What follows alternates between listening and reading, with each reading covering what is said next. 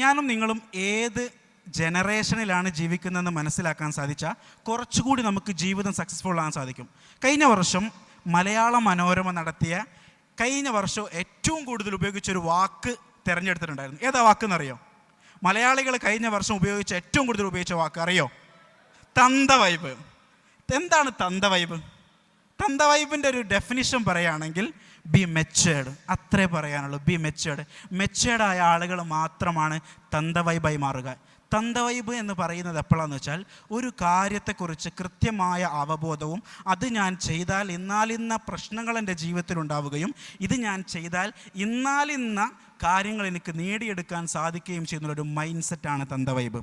ഇങ്ങനെ അകാലത്തിൽ നമ്മുടെ ഇടയിൽ വളരെ അനുയോജ്യകരമല്ലാത്ത രീതിയിൽ ഉപയോഗിക്കപ്പെട്ട ചില വാക്കുകളുണ്ട്. അതിൽ രണ്ടാമത്തെ വാക്ക് ഞാൻ പറഞ്ഞാൽ നിങ്ങൾക്കറിയാം, നന്മമരം.